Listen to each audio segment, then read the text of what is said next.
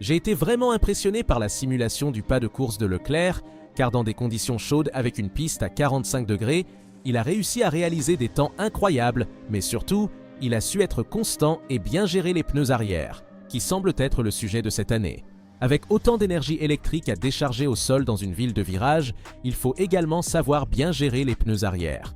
Voyons le classement à la fin de la vidéo des meilleures équipes de ces tests et qui sort donc vainqueur des tests à Bahreïn de la deuxième session de tests à Bahreïn.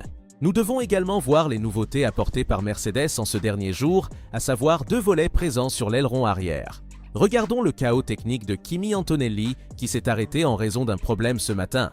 Le pilote italien, et nous devons parler en détail de la raison pour laquelle la simulation du rythme de course de Ferrari a été si impressionnante, et nous allons également examiner la télémétrie à ce sujet. Cela dit, commençons tout de suite ce 3e jour à Sakhir, où Charles Leclerc est en tête avec la Ferrari SF26. Mais la chose la plus importante n'est pas le temps en soi, mais la manière dont il a été réalisé.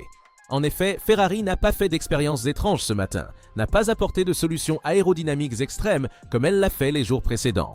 Souvenons-nous qu'hier, l'aile arrière qui se renverse a plutôt apporté des améliorations le mercredi, a amené celle présente devant le tuyau d'échappement. Aujourd'hui, en revanche, elle a travaillé de manière propre et linéaire, presque comme un week-end de course, avec une simulation complète de Grand Prix, 80 tours complétés sans problème, sur une piste qui a atteint 46 degrés d'asphalte, et la voiture est restée consistante. Leclerc a terminé avec un temps de 1:33 689. Et ce n'est pas un temps construit pour la pole, ce n'était pas un tour de qualification préparé avec un déchargement de carburant et des cartographies agressives, il est sorti au début d'un relais dans des conditions normales et cela change complètement la lecture. La sensation est qu'il y a une Ferrari beaucoup plus maniable par rapport à l'année dernière, les réactions sont plus sincères, la voiture est moins nerveuse à l'entrée, elle est plus stable avec les pneus C1, C2, C3. Nous ne parlons pas seulement de petites performances, mais d'un équilibre général de la voiture, et c'est ce qui compte vraiment sur une longue saison. Derrière, il y a Kimi Antonelli avec la Mercedes V17 qui est à 227 millièmes de Charles Leclerc, et ici, le temps compte relativement. La Mercedes V17 a montré une nouveauté intéressante, une extension du flap mobile du DRS près de l'emplanture, avec une zone plus creusée que nous allons analyser en détail par la suite. C'est un signe que chez Brackley, ils travaillent beaucoup sur l'efficacité en ligne droite. Le problème est qu'Antonelli a dû s'arrêter après le virage 8 en raison d'un problème de panne à l'ERS. Un arrêt anticipé, 49 tours au total, donc moins que les 80 de Charles Leclerc. C'est un programme incomplet et ce n'est pas la première fois que Kimi Antonelli a des problèmes lors de ses tests à cause des problèmes techniques de Mercedes.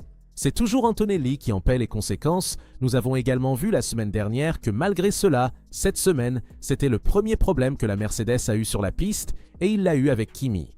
Les techniciens de Mercedes ne semblent pas inquiets, mais il est clair que la voiture est très rapide et encore un peu fragile. Les classiques problèmes de jeunesse, même s'ils ne sont pas si nombreux. En revanche, lors du 3e temps, nous avons vu Oscar Piastri avec la McLaren qui a réalisé une simulation pas très constante. En effet, la McLaren semble souffrir un peu dans des conditions de piste chaude, elle a tendance à glisser beaucoup à l'arrière, mais il a tout de même terminé un Grand Prix complet, commençant avec quelques blocages, quelques dérives, puis il a trouvé l'équilibre.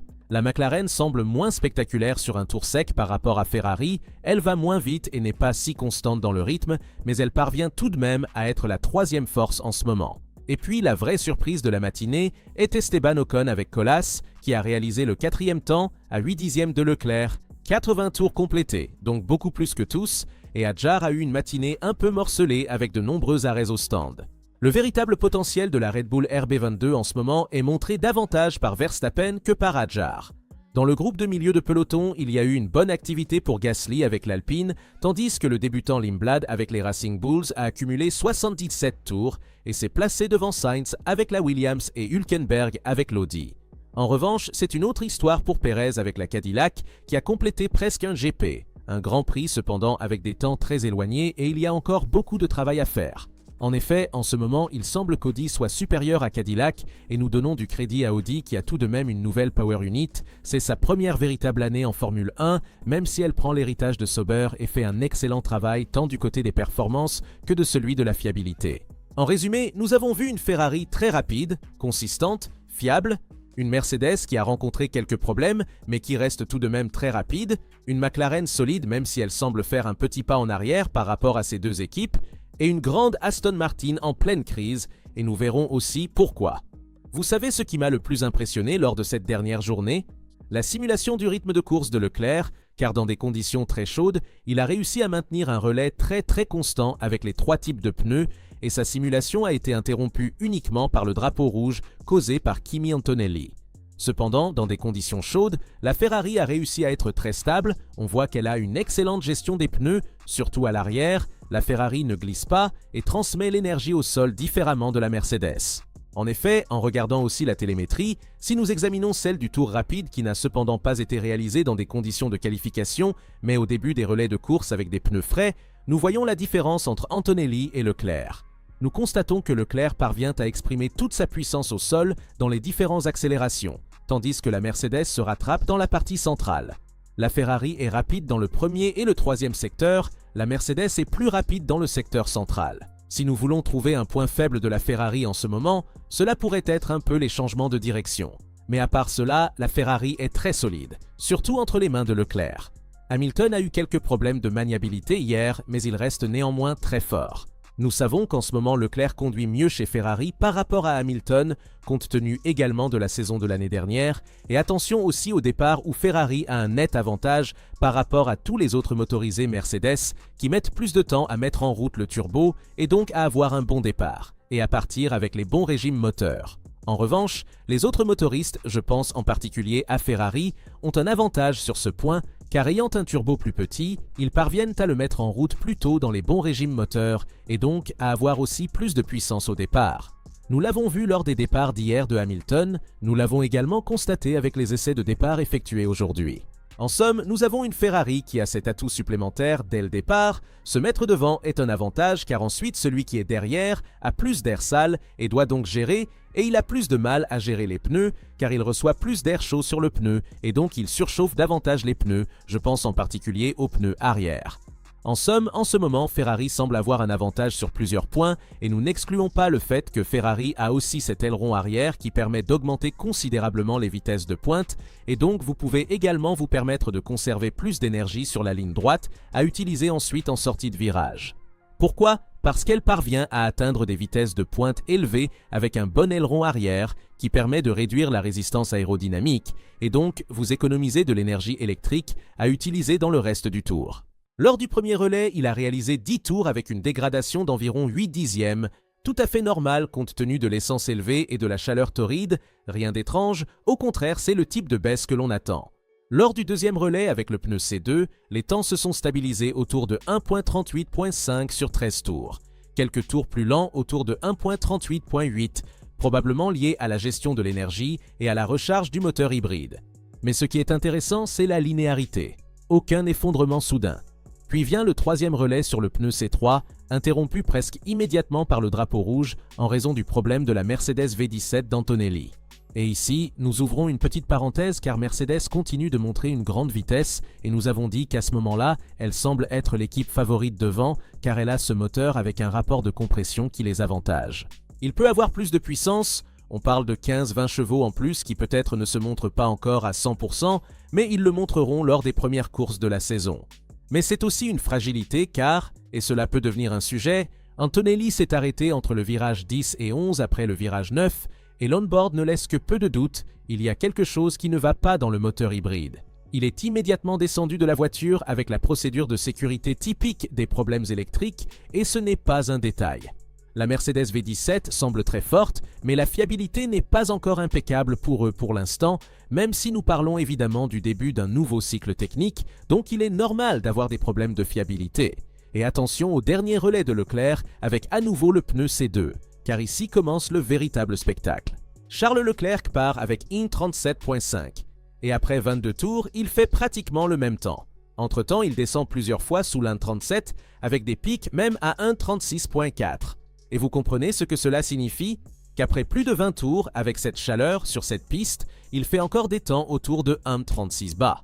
Ce n'est pas seulement un bon rythme de course, c'est une excellente gestion des pneus, un bon équilibre et une voiture qui ne stresse pas excessivement l'essieu arrière, qui sera celui mis à mal cette année. Surtout, il n'y a pas eu cette dégradation exagérée que beaucoup s'attendaient vu les conditions. Évidemment, il faut garder son calme car nous ne sommes qu'aux essais, personne ne sait les charges de carburant, les cartographies, les modes moteurs des autres, mais quand vous voyez une simulation de course aussi propre, aussi constante, sur plusieurs relais, vous pouvez dire quelque chose, que la Ferrari SF26 est bien née. Et c'est important car il y a un an, il ne pouvait pas dire la même chose de la SF25. En attendant, Mercedes a perdu un temps précieux avec Antonelli, qui a terminé la matinée plus tôt, et ensuite nous avons vu Russell dans l'après-midi. Et quand on est considéré comme le favori pour 2026, chaque problème pèse double pour Mercedes, car ils essayent de minimiser la pression. Cependant, il est inévitable de dire qu'ils sont les favoris en ce moment. En revanche, Ferrari part un peu en position d'outsider, c'est-à-dire en tant qu'équipe un peu plus sous-estimée, mais elle peut très bien faire cette année. Et nous verrons pourquoi Ferrari a tenu à minimiser les attentes en début d'année, mais la Ferrari continue de tourner. L'unité de puissance ne pose pas de problème, nous avons vu un bon départ et il gère très bien les départs. La procédure de départ est excellente pour Ferrari et ils continuent à accumuler des données et à recueillir des analyses lors des différents tours qu'ils effectuent. Donc, c'est une très bonne performance de Ferrari lors de ces tests et cela envoie un signal de solidité qui est très important en début de saison. Donc en ce moment, en regardant les performances en course, il semble que Ferrari ait un net avantage sur les autres lorsque les conditions sont plus chaudes que l'asphalte. Nous avons vu un Leclerc gérer très bien l'arrière. En revanche, si nous voulons, McLaren semble être une équipe en ligne avec Ferrari en termes de performance. En effet, mon classement voit Mercedes en première position, puis Ferrari et McLaren très similaires et Red Bull comme quatrième force. Cependant, entre Ferrari et McLaren, en ce moment, peut-être que Ferrari montre quelque chose de plus, car elle parvient à mieux gérer les départs, à mieux gérer l'asphalte plus chaud et donc à glisser moins à l'arrière. Nous avons vu de nombreuses erreurs commises par Piastri ce matin lors de sa simulation de rythme de course, car c'est une McLaren qui a du mal à gérer l'arrière lorsque l'asphalte est si chaud. Donc, il doit encore travailler sur le réglage et améliorer la maniabilité de sa McLaren MCL40. Au contraire, la Ferrari semble être meilleure à cet égard. Attention à l'autre aspect qui joue en faveur de Ferrari. En effet, sur la ligne droite, nous avons vu que le nouvel aileron arrière augmente la vitesse de pointe de 8 à 10 km/h grâce à la réduction de la résistance aérodynamique. Nous avons un écart de volet arrière qui est gigantesque et qui a augmenté par rapport à un DRS classique. Mais ce n'est pas tout. L'ailette positionnée devant l'échappement parvient à abaisser la hauteur du sol à l'arrière de la Ferrari. Et cela réduit la résistance aérodynamique car cela fait passer moins d'air dans la zone du fond qui, nous le savons, est plat cette année. Et donc, sur la ligne droite, cette ailette positionnée devant le tube d'échappement sert à allonger l'extracteur, le diffuseur de la Ferrari. Eh bien, cela permet aussi, il y a un effet indésirable mais bon pour Ferrari, positif. Cela permet également de réduire la résistance aérodynamique sur la ligne droite, et donc, cela permet d'avoir plus de vitesse de pointe sur la ligne droite grâce à cette petite aile positionnée devant le tuyau d'échappement. Cela réussit à augmenter la charge aérodynamique à l'arrière car elle élargit le diffuseur dans les virages à grande vitesse, mais en plus, elle permet également de réduire la résistance aérodynamique sur la ligne droite. Cette petite aile positionnée devant le tuyau d'échappement a un double effet, ce qui est quelque chose de génial. Surtout lorsque vous allez peut-être dans ces zones où vous utilisez le DRS, dans des zones pas totalement droites, je pense par exemple aussi à l'Australie. En fait, selon moi, si Ferrari devait amener cet aileron arrière là-bas, cela pourrait lui donner un grand avantage en Australie d'utiliser ce dispositif. Mais ce n'est pas tout, cela permet d'économiser de l'énergie. En fait, il y avait un doute sur la légalité totale de cette solution et la fédération l'a testé avec Nicolas Tombazis, qui soutient ce genre de solution car elles réussissent à réduire la résistance aérodynamique et donc réduire également l'utilisation de l'énergie électrique et donc toutes les solutions aérodynamiques qui permettent d'économiser de l'énergie pour le moteur et pour la batterie, eh bien sont soutenues par la fédération. Ainsi, la fédération agit, disons, selon moi c'est plus pour une raison politique, car la fédération fait moins mauvaise figure avec le nouveau règlement qui a été approuvé avec des défauts évidents sur la gestion de l'énergie de la batterie. Et donc ces solutions facilitent le travail du moteur et sont donc approuvées par la fédération pour cette raison. Ainsi, la solution de Ferrari est totalement légale. Je l'ai dit aussi à Nicolas Tombazis, d'ailleurs il encourage aussi les autres équipes à expérimenter de ce point de vue. Nous avons également vu James Walls qui a félicité Ferrari pour la solution, nous avons aussi entendu Berman qui a fait des compliments à Ferrari pour cette solution. En somme, tout le paddock a admiré l'aileron arrière inversé de Ferrari. Mais nous devons également parler de certaines nouveautés qui ont émergé concernant la Mercedes VL17. En effet, nous avons vu deux petits flaps au-dessus de l'aileron arrière. 2 cornes, appelons-les ainsi, qui s'ancrent au dernier élément et s'étendent au-delà de la plaque de main. Et non, ce n'est pas un simple appendice. C'est une manière astucieuse de travailler dans un cadre réglementaire qui, sur le papier, semblait très fermé. Que fait Mercedes en pratique? Elle n'a pas simplement allongé le flap existant. Elle a ajouté 2 petits profils supplémentaires reliés au dernier élément de l'aileron et c'est une partie qui a été fixée à la section fixe qui intègre le PV du DRS. Mais la portion principale est reliée au flap mobile. En somme, avec l'aileron fermé, ces extensions génèrent plus de charge. Avec le DRS ouvert, elles se déplacent avec le flap et n'augmentent pas de manière significative la traînée. C'est une solution très intelligente car elle exploite une zone de réglementation que personne n'avait vraiment explorée jusqu'à présent. Et pourquoi est-ce important? Avec les règlements de 2026, l'arrière est revenu à avoir des endplates plus traditionnels par rapport à l'ère 2022. Il est moins ondulé et plus vertical. En effet, en 2022, les endplates étaient pratiquement intégrés au plan principal de l'aile arrière et donc très limités. Cela a rouvert un espace de travail précisément dans la zone supérieure du endplate où se génèrent les vortex fondamentaux pour la stabilité de l'arrière. Et Mercedes a également redessiné le endplate lui-même de l'aile arrière qui est maintenant plus ondulé, tridimensionnel et moins plat. Et par le bas, il s'étend vers l'extérieur puis se rétracte et se termine par une sorte de boucle finale. Une forme qui rappelle un peu le travail que nous voyons à l'avant sur l'aile avant pour générer l'effet outouage contrôlé. Et c'est là que se trouve le véritable point technique. Ces 2 extensions au-dessus du flap ne servent pas seulement à générer plus d'appui. Ils servent à travailler sur les flux sortants, à contrôler les tourbillons qui se forment dans la partie supérieure de l'aile et à stabiliser l'arrière, surtout en traction. Pensez au moment où le boost électrique entre en jeu, la couple augmente, le stress sur les pneus arrière augmente et donc si vous avez plus de charge stable à l'arrière, la voiture est plus ancrée à la sortie du virage. Et ce n'était pas en 2026 où la gestion de l'énergie sera centrale. Ce détail peut valoir énormément car vous avez une voiture stable à l'arrière lorsque vous libérez toute l'énergie électrique sur les pneus arrière.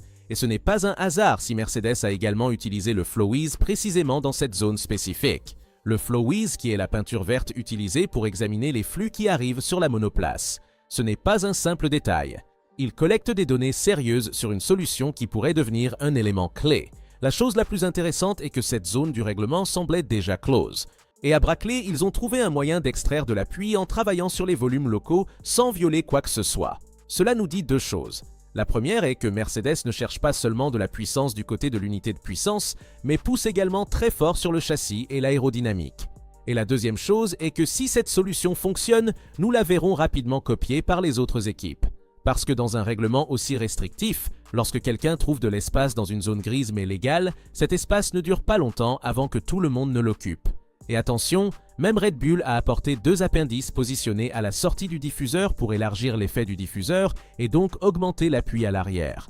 C'est un signe que tout le monde travaille dans cette zone, si vous remarquez, pour essayer d'augmenter l'appui arrière afin d'avoir plus de vitesse, plus d'accélération et de glisser moins en sortie de virage, car c'est l'objectif principal. Avec autant d'énergie électrique qui est libérée en sortie de courbe, il faut être bon pour bien stabiliser l'arrière de la voiture et donc apparaissent de nouvelles appendices aérodynamiques, certaines au diffuseur, d'autres que nous avons vues devant le tuyau d'échappement, d'autres sur l'aileron arrière lui-même qui servent à stabiliser l'arrière, réduire les vortex négatifs et augmenter les flux d'air qui arrivent dans cette zone. Mais nous devons aussi parler de l'orage qui se déroule chez Aston Martin, car Aston Martin a vraiment une session de test super négative. En effet, hier, Fernando Alonso a dû s'arrêter à cause d'un problème de batterie de l'unité de puissance Honda. Et nous avons également entendu un bruit très négatif provenant de l'arrière. Avec la voiture garée, nous avons vu la voiture revenir sur les chariots et ainsi elle a terminé les tests.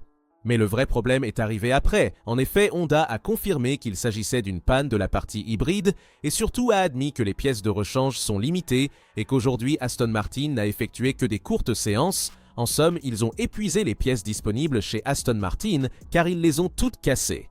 Ils n'ont pas fait de simulation en course, ils n'ont pas fait un travail structuré, et donc ce qui a commencé comme un problème de l'unité de puissance Honda, est donc le fait qu'elle était moins performante par rapport aux autres unités de puissance en termes de performance tant en vitesse de pointe qu'en gestion de l'énergie hybride, s'est également transformé en un problème de fiabilité car l'unité de puissance Honda n'est pas fiable, et donc Aston Martin n'a pas eu le temps de développer sa propre voiture. Et donc cela devient aussi un problème d'aérodynamique car vous ne pouvez pas développer au mieux votre voiture et l'améliorer au cours des essais. C'est bien un désastre car le dernier jour des tests avant Melbourne, nous avons vu que la voiture n'a pas réussi à accumuler des kilomètres, n'a pas réussi à collecter des données, n'a pas réussi à comprendre comment réagir lorsque la voiture est pleine de carburant, lorsque la voiture a des pneus usés avec différentes cartographies. Lance Stroll, qui avait déjà très peu roulé à Barcelone, se retrouve de nouveau limité. C'est pratiquement la deuxième occasion perdue en quelques semaines et dans une année de révolution technique comme 2026, chaque kilomètre compte double. Cependant, le plus gros problème était Fernando Alonso, qui encore une fois est une occasion manquée. Nous nous souvenons quand Honda a fait ses débuts un an plus tard en 2015 dans l'ère hybride car ils avaient des problèmes de développement de l'unité de puissance Honda. Il semblait qu'avec le cycle réglementaire de 2022, Honda était devenu un référent avec Red Bull, mais dans ce cas, avec un nouveau moteur à développer, ils sont revenus au niveau de 2015. Nous avons donc une unité de puissance Honda peu fiable, non performante, et c'est un problème sérieux pour Fernando Alonso car il ne peut pas continuer à courir indéfiniment. Le problème de la batterie n'est pas un détail car nous sommes à l'ère hybride évoluée. Si la partie électrique n'est pas solide, toute la gestion de l'énergie s'effondre et si la gestion de l'énergie n'est pas fiable, vous ne pouvez même pas pousser du côté aérodynamique car vous ne savez pas combien de boost vous aurez en sortie de virage. La différence entre 2015 et 2026 est qu'aujourd'hui le niveau est encore plus élevé. Tout le monde pousse au maximum pour être prêt à Melbourne et toutes les équipes ont tout de même parcouru de nombreux kilomètres. Aston Martin est l'équipe qui est désormais la moins fiable de toutes, même moins fiable qu'Audi, qui est une nouvelle équipe avec une nouvelle unité de puissance sur la grille. En somme, il semble être l'équipe la plus mal en point en ce moment en tenant compte des 2 sessions d'essai à Bahreïn.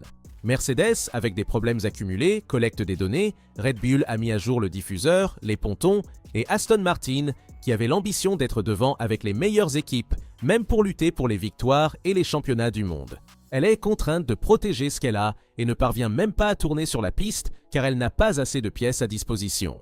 Lorsque tu commences une saison avec un nouveau projet, une nouvelle unité de puissance et que tu dois déjà limiter les essais pour ne pas te retrouver sans composants, cela signifie que le départ risque d'être très difficile. Et la vraie question est de savoir s'il s'agit simplement d'un problème de jeunesse physiologique ou s'ils réussiront à rattraper leur retard au cours de la saison ou si c'est un problème qui déstabilise toute la saison 2026. Comme chaque début de saison, même dimanche, il a réaffirmé qu'ils augmenteront le week-end avec la Spring Race pour atteindre environ 12 week-ends, donc la moitié par rapport aux courses officielles de Formule 1 au calendrier, avec des week-ends avec la Spring Race. Pourquoi les organisateurs veulent-ils plus d'actions sur la piste à partir de vendredi et donc s'ils veulent faire plus de week-ends avec la Spring Race, ce format est beaucoup promu. Dites-moi ce que vous en pensez aussi dans les commentaires. Donnez-moi votre avis sur tous les sujets que nous avons abordés dans la vidéo, de la simulation de course de Leclerc, aux problèmes rencontrés par Kimi Antonelli chez Mercedes, mais aussi les performances de Mercedes en général, la comparaison Ferrari-Mercedes avec la télémétrie. Dites-moi ce que vous pensez des départs. De l'aileron arrière de Ferrari, des ailerons montés par Mercedes sur l'aileron arrière et des déclarations de Tom Bassis, mais aussi de Stefano Domenicali. Je suis curieux de lire tous vos commentaires. Dites-moi ce que vous pensez de ces sessions d'essai à Bahreïn et qui vous voyez le plus près pour Melbourne et donc la première course de la saison 2026. Je suis curieux de connaître votre avis, comme toujours ici de la Ça c'est tout, à bientôt pour une prochaine vidéo.